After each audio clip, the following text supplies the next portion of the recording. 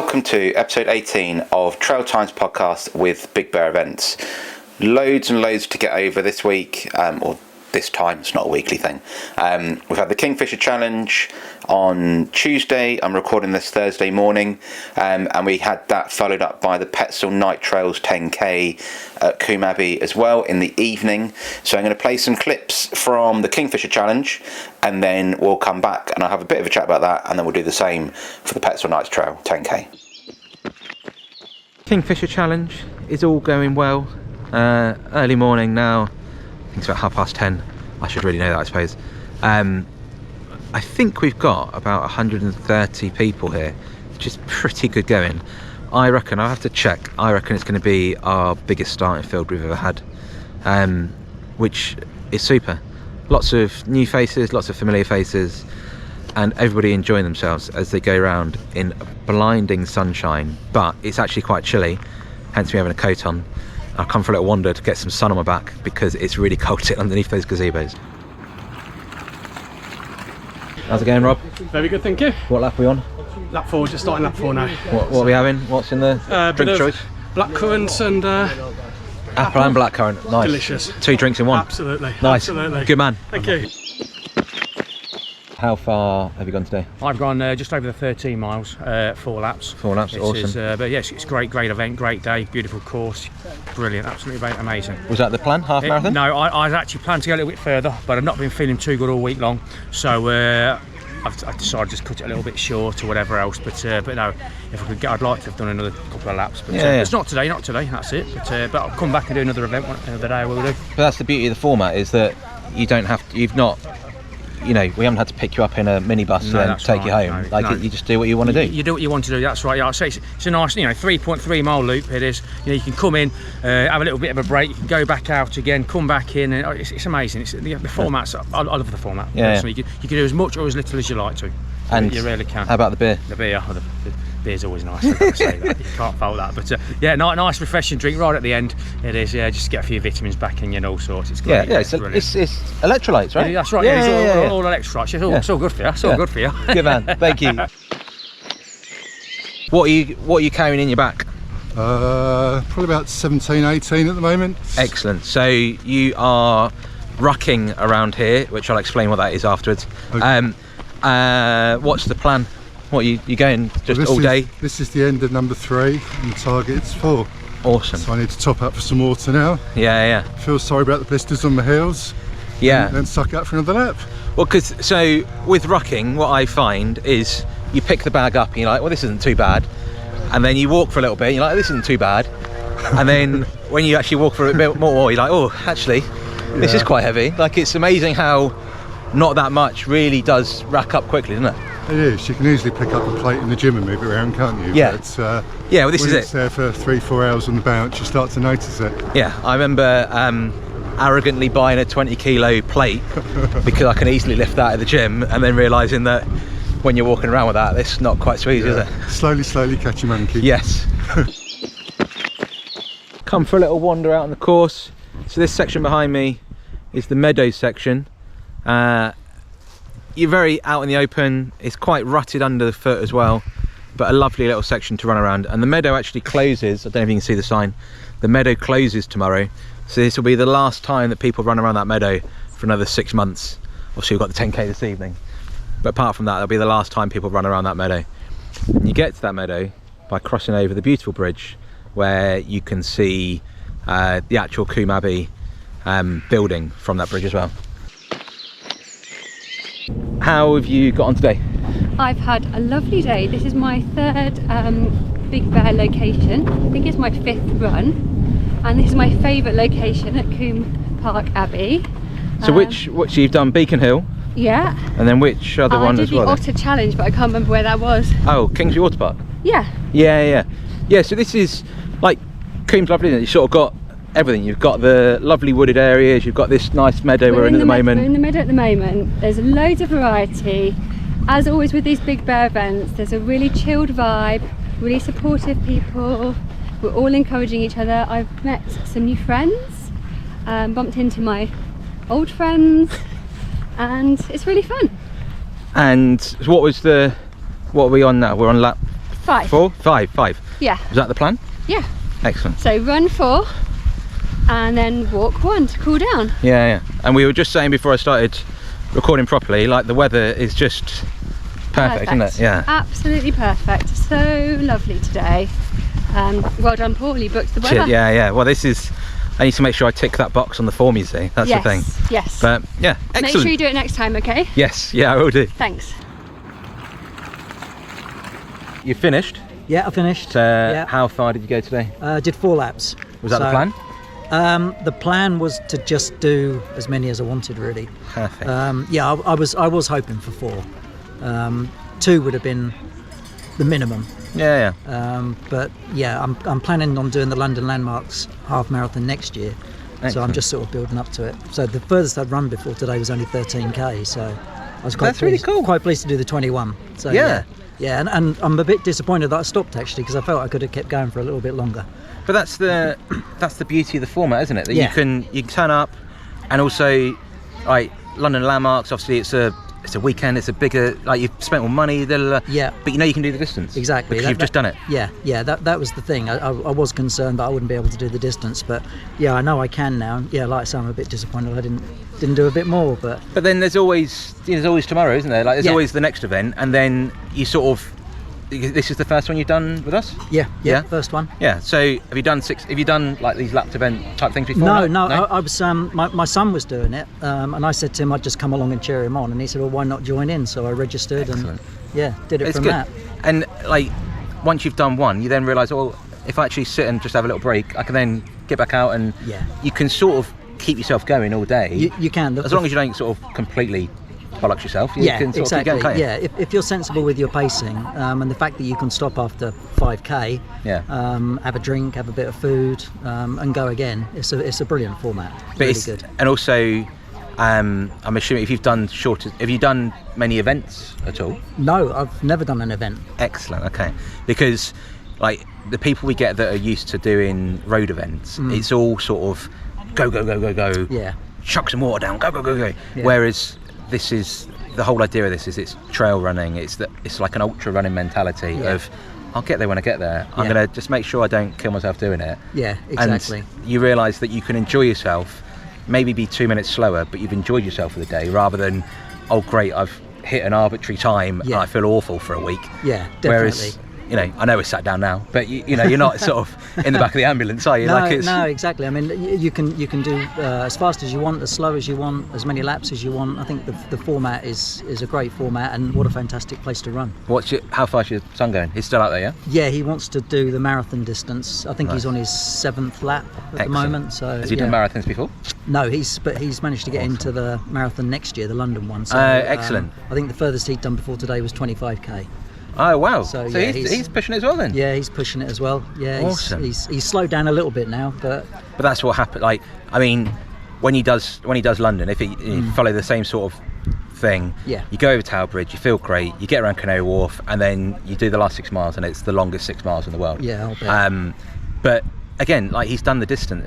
He'll do the distance today. He knows he can do it, and then it's just about training and enjoying it. And I always say the same. We get a lot of people come to our events leading up to London, and I always say the same: is that London is just the best day out. Yeah. Don't try and race it. Just enjoy it, because if you want to race it, come do one of mine. Go and do Abingdon's flat as anything. Go and do something like that. But London is just a once in a lifetime opportunity. Yeah, I'll bet. I think he's going to relish magic. it. Yeah, really good. Yeah. Cool. Thank you. No, thank you. It's great. Really good. How many laps have you done today? 4 laps, half marathon. And that was the plan, yeah? It was definitely the plan, yeah. So how many halves are you up to now? 88. 88. Any idea how many you've done with us? Quite a lot, right? I've done 66, I'm 33 or 34 with Big Bear. Nice. Do you have plans on when you'll hit 100 or not quite yet? Next March. Next March. Okay, nice.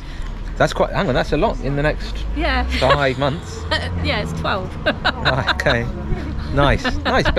But you love it, right? Yes, Good. love it, yeah. That's the main thing. I might have gone a little bit early, but just behind me, Claudie is just coming in to finish her 100th marathon, which she'll get there. She's getting stopped along the way, She's got a lot of friends. She runs with Northbrook, which is a local running club.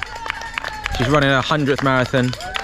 There we go. I'm going to clap her properly in a minute. Friends have come out. Look, banner there as well.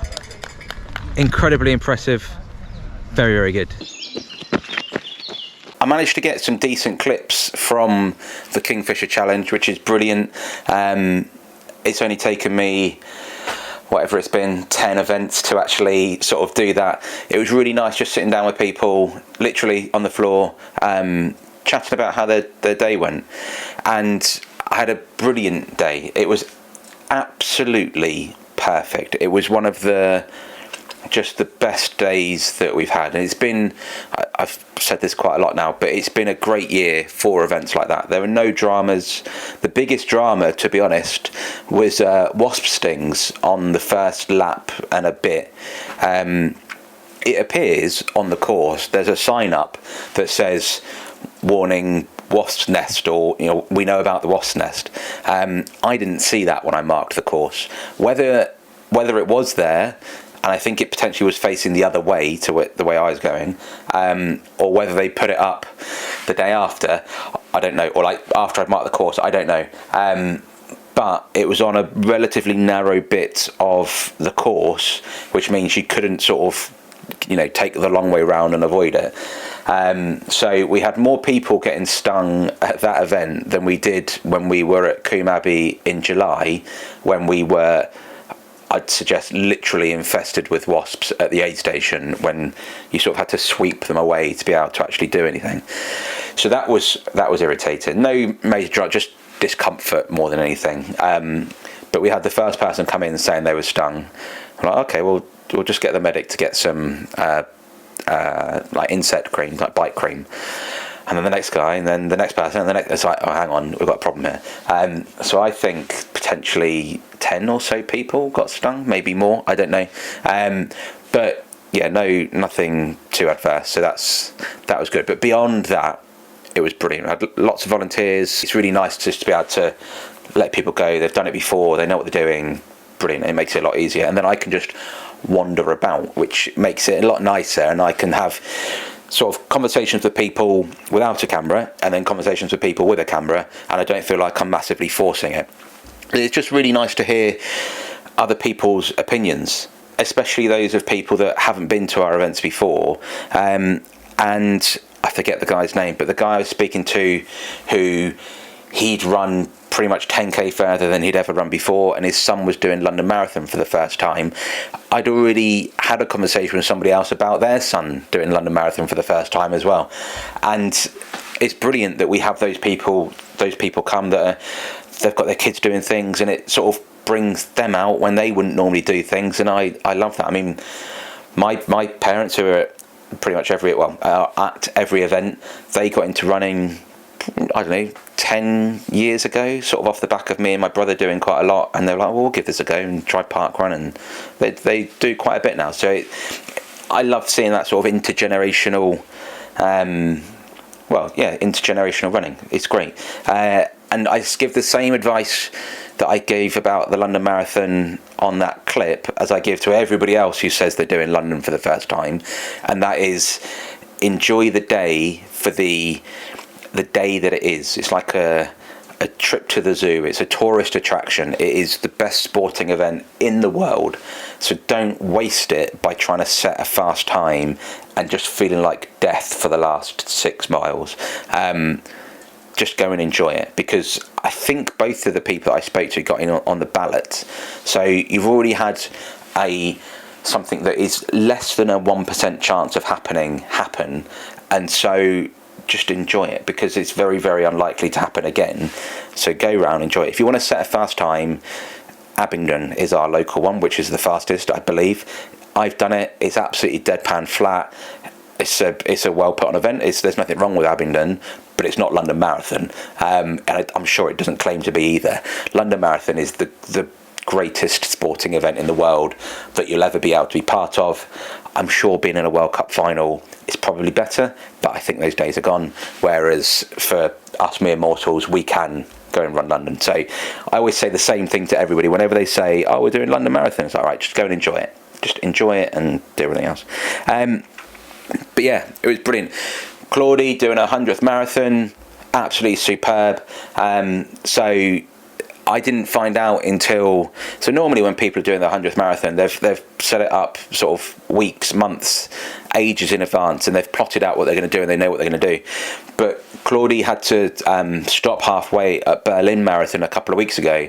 So her 100th was meant to be at, I want to say Loch Ness, I think that's right, at the weekend, but that was her 99th, and then it meant her 100th was then with us at the Kingfisher Challenge. But Claudie's done lots of events with us. I don't know the number, but we're getting into double figures.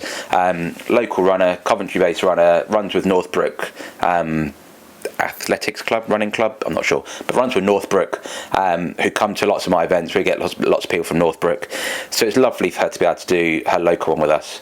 I have some little sort of presentation plaques that I give out to people when they do their 100th, but because I was told so late, they're at my lock-up where everything's kept, so I didn't have that, so I'll post that out to her. But I mean, she told me at the end as well, she's 2 weeks post sort of finishing chemo as well, so just a phenomenal performance. I know she's had her cancer diagnosis a few years ago. I don't know how many she'd done before that, but I'd seen her on start lines at Centurion 50 milers and things. So Claudie is a very good runner. I think she'd be too humble to say that of herself, but I'll say it anyway. A really good runner. Obviously, if you're going to do 100 marathons, you've got to know what you're doing, you've got to enjoy it, sort of thing. You've got to be pretty decent at it, but she does really, really well. So it's brilliant to see people coming to do that. And it's the bit that I really love is that you see Claudie and other people that have done 100 marathons, and they just look like normal people. Just, you know, if you pass them in the street, they just look like just anybody else. And then it means that the other people that come to those events that have never really sort of, they don't even realise it's a thing. They don't even know the 100 Marathon Club and doing 100 marathons is sort of physically possible. They then see these normal people that they saw in the car park before the event. They're like, oh my God, they've done it. Maybe I could do something like that. Or maybe I could do one marathon. I've only ever done halves. And it sort of just opens your eyes to so many things. And it's not, you know, you don't get to 100 marathons and then life is complete and everything is great, but it's still a hell of an accomplishment. And the fact that it opens your eyes to what is possible is what is great about these events, because we get such a mixture of people. We'll get people that have only ever done parkrun, and then we'll get people, I'm going to, off the top of my head, I think Alan probably, who was there with us, had done the most amount of marathons, and he's done something like 700 plus marathons. Well, you wouldn't know that if you saw him in the car park at the parking machine, but you just get exposed to these people like you wouldn't do at most other events. Because if you've got a point-to-point race or a lap or whatever, like a singular lap, you don't actually see those people or have those conversations. But the lapped nature of it means that even if you're faster or slower or whatever, you cross these people a lot more on each lap, and so you get to see a lot more of it. So I love it. Really, really, really good. Somebody that I didn't catch on camera, but is a honourable mention, is Laura as well. So she did her first marathon on Tuesday. Obviously an amazing accomplishment, and she's doing that in preparation for essentially a self-supported challenge of running the Heart of England Way. She's trying to raise money for Birmingham Children's Hospital charity. I don't know if that's the right name, but a charity associated to the hospital. And I then gave her a stream of unsolicited advice about how to do her challenge next year, because I thought she was doing it as part of an event, but she's trying to do it on her own. And so I've got no idea what the Heart of England Way is like, but I'm going to make an educated guess that there'll be sections of it that are lovely, and there'll be sections of it that look like no one's been across it for 20 years. So I was just trying to give her a bit of advice. And again, people use these events to get that long run in, so you get used to what it's like being on your feet when you've never potentially done it before. And it's the beauty of the format. You can come and run. you don't have to do a marathon. You come run for 6 hours, do what you want to do. If it's a good day, you keep going. If it's a bad day, you stop after a little while and you go home and you sort of lick your wounds. But it's not failure or success. It's all personal. So you still get your medal, you still finish, but it's up to you. You don't have to get in the minibus of failure and come home.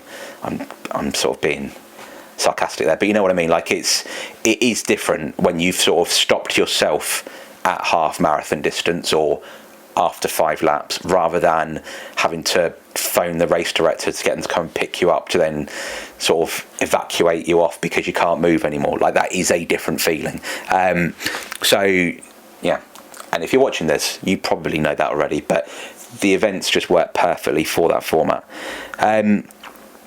What other bits? I've got some bits written down as well. We also had what I think is, unless I've missed it, the first person raising money via Just Giving when they've signed up to our event for the Roald Dahl Marvellous Children's Charity, which is the charity that we partner with, which is brilliant. So I clocked it when I was doing all the admin for the event that somebody was doing it, and so then I messaged Holly, who was raising the money. I was like, oh, like, why, how, so on, to try and encourage more people to do it.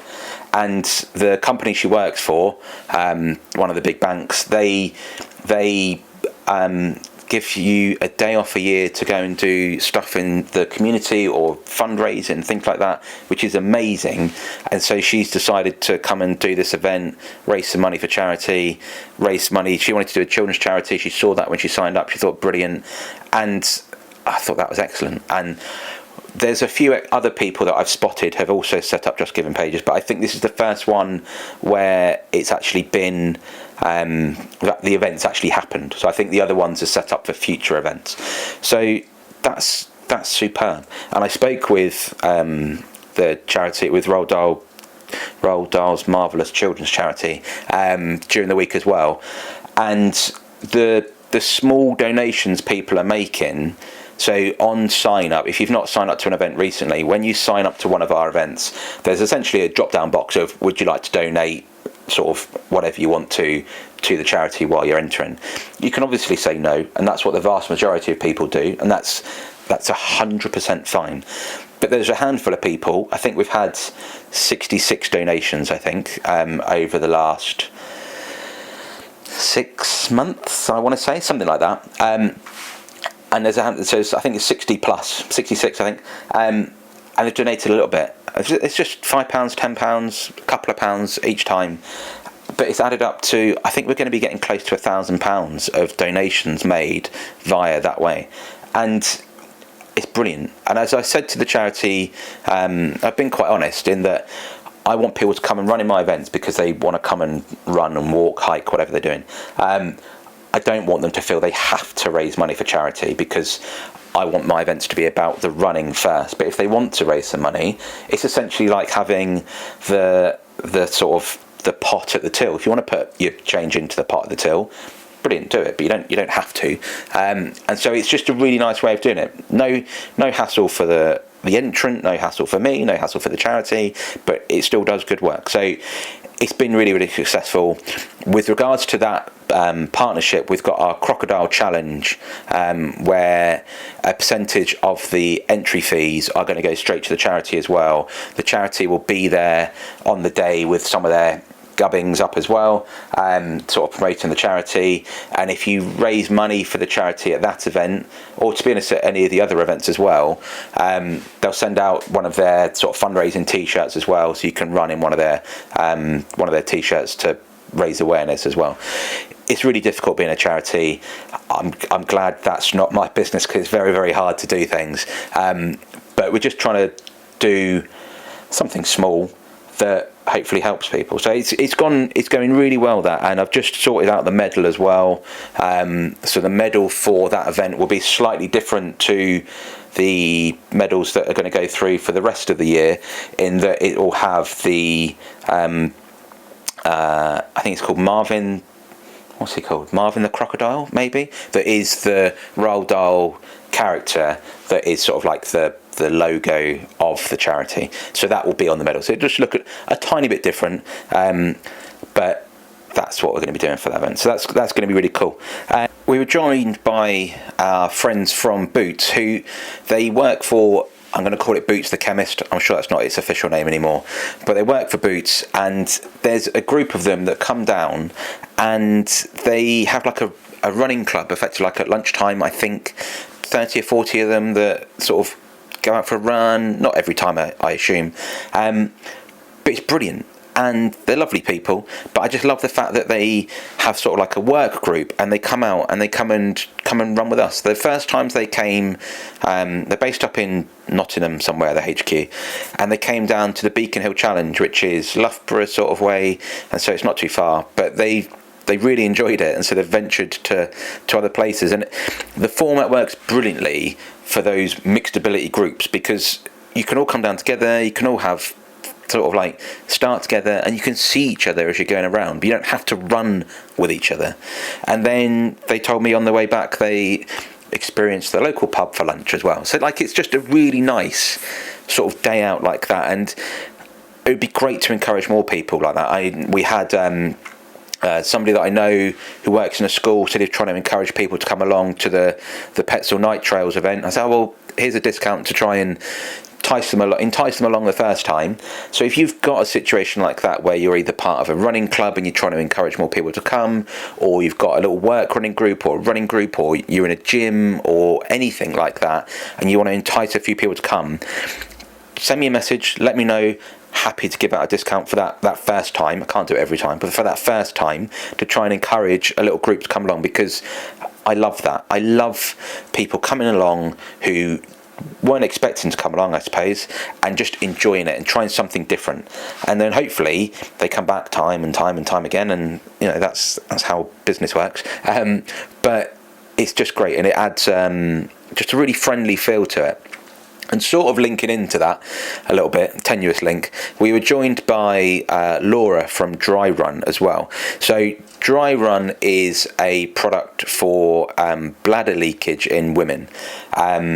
As a 40-year-old man, it's not something that I mean, I'm not stupid. I knew these things happen, but I didn't realise it was quite as prevalent in sort of the majority of women as it clearly is.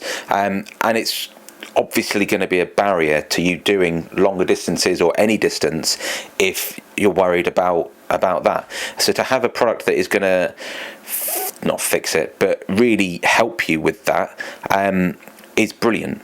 The difficulty with it is that obviously there's social stigma around it. There shouldn't be, and obviously we should remove all these things, but it is a private thing. There is that stigma around it.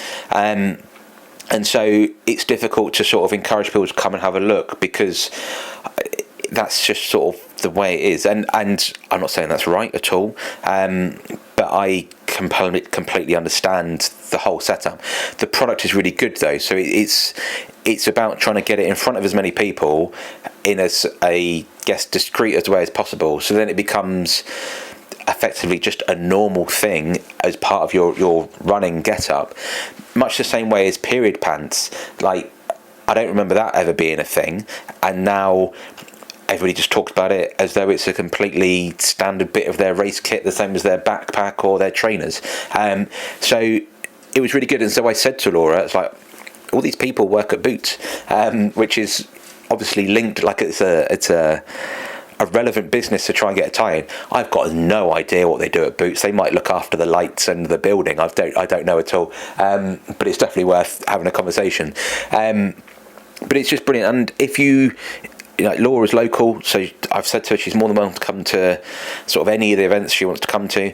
And so if you happen to have a running related product that you'd like to get in front of some runners, let me know. I'm happy to have people come along. I really like working with different brands. Obviously we've had Ultra come along to quite a few events. Laura at Dry Run, Petzl obviously sponsor the evening event, and they come along to a lot of events. I don't make anything out of it. I did get a pair of trainers out of Ultra, and I've got a head torch from Petzl, but beyond, I'm not making money. They're not giving me loads of money to do anything at all. I just want to add value for the runners and the people that turn up, so there's something different at my event compared to just going and running around the park on your own. So it's those little things that sort of just a little sprinkling of something different on top. So if that's you, reach out and we'll try and sort something out.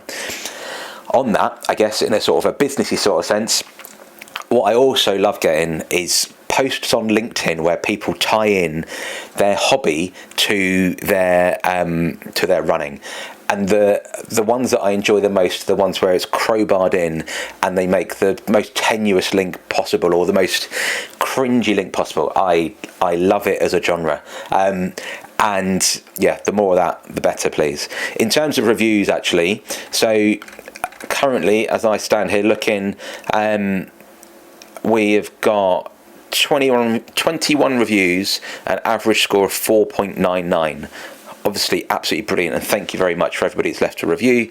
If we can get that to 30 at that score, then we'll pick up a gold award. So if you're watching this and you've not left a review, please do. It'd be really much appreciated.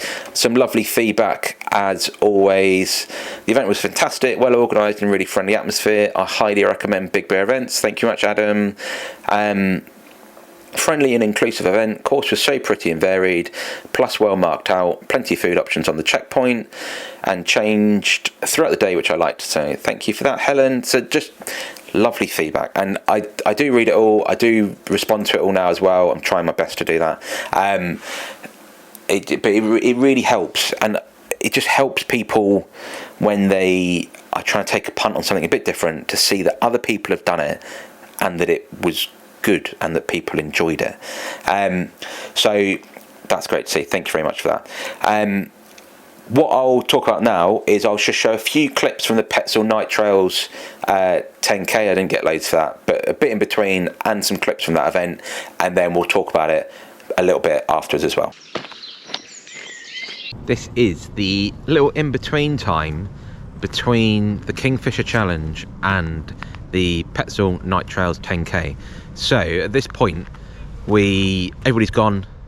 Petzl are here, which is awesome. They've got all their kit behind me. We've taken down quite a lot of the stuff. We've moved some of the bits around, and this is where we essentially sit around and not do loads, because we're waiting for the volunteers to turn up. And if you're volunteering and everything's been done when you've turned up, it's a little bit deflating. So you want to leave some bits for the volunteers to do, but we also don't want to be rushing like mad when the volunteers do turn up, so because we want to have everything ready for when the runners get here. So we're just sitting around, we're just waiting, and then hopefully I'll get some chat from people at the start line, and then try and get some bits in the dark as well. We'll see how that goes.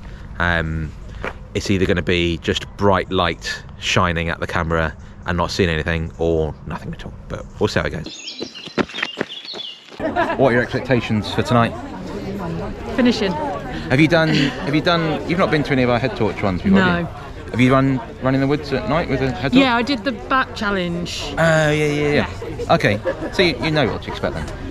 Not on this course, but yeah. No, but it's all I'm the same. training for ultras, so I need to run in the dark. Yes, and this is just a nice, simple, especially now, because it's 1:45 or something, it's still bright. Yeah. You're not out for like 3 hours in the dark, you're going to be out for half hour in the dark, I'd have thought. So Yeah. it's just a nice introduction to it, isn't it? Yes. Yeah. 3, 2, 1. Have fun, everybody!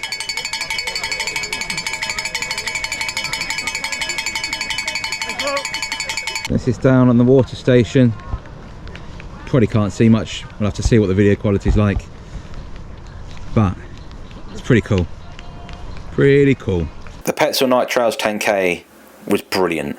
Only a few clips there because it's incredibly difficult for me to get anything at the end because of the way that we do the timing, and I think I'm trying to explore a different way of doing the timing to make it electronic, because currently for the finish for that I sit there and I tap the numbers in as people cross the finish line.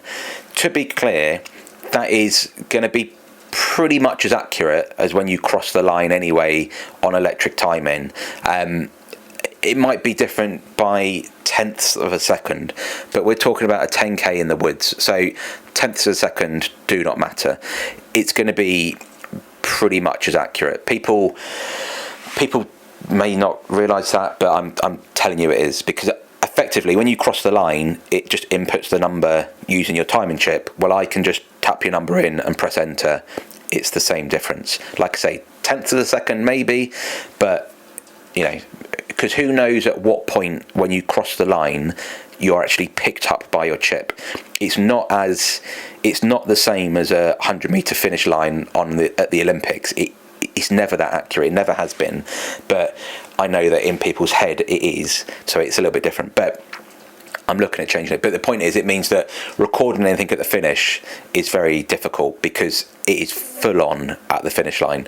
I had Charlie with me volunteering, helping me get the numbers, because it's really difficult. If somebody's running, especially if they've got chest torches on, they've got their race number here, chest torch right on top of it, shining at me, I can't read the numbers. So it's really, it's difficult, that event, but I love it. And it's just what I enjoy most about that event is the people that have never done nighttime trail running coming out and doing it for the first time and loving it. It is brilliant. I really enjoy it. I much prefer, I say this to everybody, again, this is one of my little cliches, I guess, I much prefer running in the woods at night on my own than I do running through town on a Friday night. I know that if I'm out in the middle of nowhere, I'm not going to see anybody, and I feel safer doing that than I do running past a pub on a Friday night where I know I'm going to get people shouting things at me.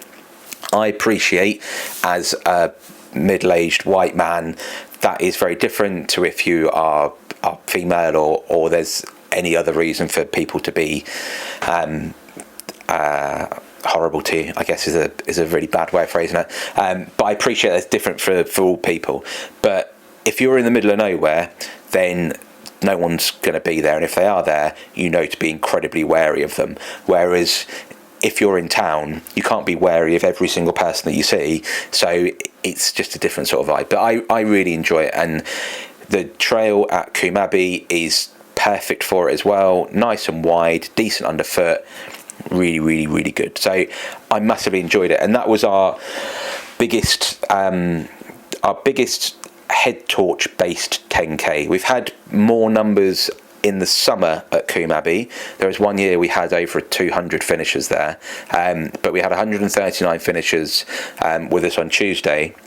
And what's really cool as well is we had 87 women and 52 men, so loads of women at that event. And so as I sort of alluded to, I know that if you're a woman running in the woods at night, there's a increased fear of things happening, and I like the fact that we can bring people out. You've got people around you, we've got volunteers out on the route, we've got Mary running behind everybody to sweep the course, and I hope people feel a lot safer doing that event, and it might then encourage them to go and do other things. Vicky, who I spoke to, again, as she said in that clip, she's looking to do ultras, which means that pretty much most ultras, most time of the year, there's going to be bits of darkness, and so you've got to get used to running in the dark. There is a skill to it, but also there's a case of the first time you do it, it's really weird because your head torch is bouncing around, so you can get motion sickness if you don't have a decent head torch that's not secured properly, because you're popping your head around and it feels really weird, and it's just different. But I really enjoy it. The bit that I also find really funny is, so Petzl is a huge I'm going to say this with no evidence, but I assume the world's biggest head torch manufacturer. It's one of the leading brands. I assume it's the biggest one. If it's not, it's in the top 3. Absolutely massive. So I know of the brand, and I've known of the brand for however long I've been doing this stuff. But the amount of people that call it Petzl just makes me laugh every time. And it's not a slip of the tongue. They just think it's called Petzl. Don't know why it'd be called Petzl. I mean, I don't know why it's called Petzl either, but it does make me laugh. So it is Petzl, not Petzl, just in case you want to say it to anybody. It was brilliant, and the main worry, the lead up to the event, was sort of being at home, looking out the window at 7 o'clock at night, and it not being dark. But the little clip that I did of the of the start line, you can see the majority of people have their head torches on at that point. You could probably have done the first 400 metres without a head torch on, but as soon as you get into the woods, suddenly dusk just turns to darkness, and then you've got uneven ground. You just put your head torch on, it makes a lot more sense. But yeah, it was fine in the end, but I was a bit worried, especially where we had like a beautiful clear night. I mean, the photographer did a great job of getting loads of photos with the moon in the background as well. Brilliant. So yeah, I was a little bit worried, but it wasn't a problem at all. What was also really nice was seeing, I think there was at least 3 that I can recall of sort of dads running with daughters, and it's just brilliant, and sort of teenage daughters, or early 20s, and it's just really, really nice to see. And hopefully in 10 to 8, something like that, years time, I'll be doing the same with mine and with my son as well. And it's just a really nice atmosphere, and that's the sort of events I want to put on, the sort of events where, from the few chats I had with a couple of them, I don't think the kids run loads, or it's their first 10Ks, their first time doing night events and things, and I just want to have that environment where people want to bring their kids along to that sort of stuff, because it's just really nice. And the guy that won flew round absolutely rapid. I think it was 38 minutes, let me just get that right. So the winning time's 38:32, rapid. The winning female 44:29, and she's 16 as well, so she's absolutely flying. And it's brilliant. But those people can go really, really fast, and then there's people that can go slower, and who cares? It makes no difference to anybody's event how fast you're going.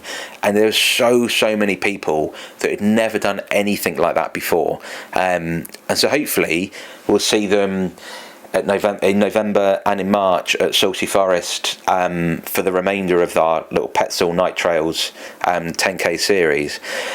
But it's just brilliant, and I really, really enjoy that event, and it's a nice way to make the best use of my time, because we're already there. All we have to do is change sort of like 2 arrows out on the course, and then slightly move the finish arch, and we're done.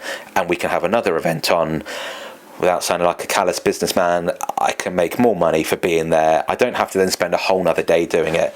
I was describing to somebody, actually, the first few of these sorts of events, I'd have it just on its own, and I don't know how people do it for shorter events. You sort of spend all this time setting up, and then in an hour and a half you're packing it all away. You're like, oh, what's the point? Whereas when we do a 6-hour one, I've sort of put everything up at 8 a.m, we've taken it down at 3-4 p.m, you feel like you've got some decent use out of it. Whereas if you put it all up at 7 and it all comes down by 7:30, it sort of feels, I don't know, just like you're moving a set of boxes from one side of the room to the other, and it's just not as much fun. I don't know, it's just the way my head works.